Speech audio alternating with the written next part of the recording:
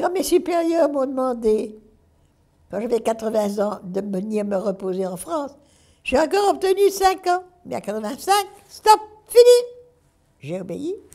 Mais maintenant, ça ne fait rien. Nous avons Flavia, qui s'occupe et comment, et qui va vous expliquer un peu beaucoup de très belles choses. Yallah, Flavia, en avant. Il y a beaucoup d'enfants abandonnés, que ce soit des orphelins ou des enfants des rues. Il y en a beaucoup, oui. Que chaque enfant compte. Je veux dire, s'il y a un enfant qui s'en sort, je trouve que c'est important. Ici, on est un orphelinat qu'on a ouvert en septembre 2007 pour bébés abandonnés. Donc, ils sont arrivés chez nous tous tout petits, dans des des conditions très difficiles. Ils vont souvent déshydratés, prématurés, très prématurés, jusqu'à 1,5 kg.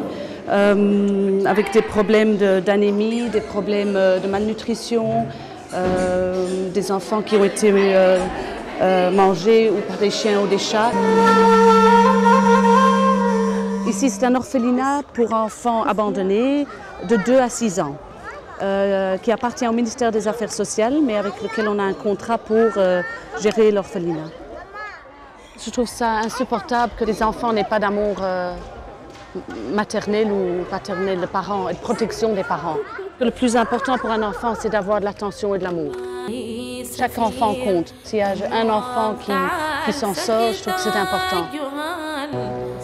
Là, on est vraiment en plein centre du Caire, à Nasser City. C'est un endroit où il y a pas mal de magasins, de monde. Et donc, il y a beaucoup d'opportunités pour les enfants de gagner de l'argent. Anna Flavia, بحبت أطفال.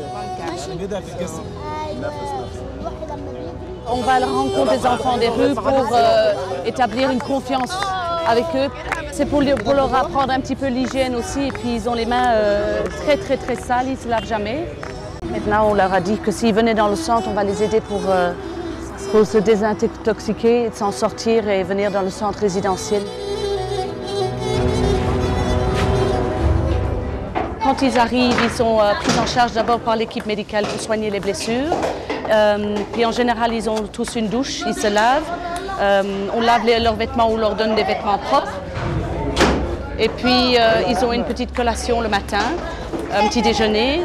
Et ils montent après aux étages pour faire des activités. On a ouvert le centre en janvier 2009.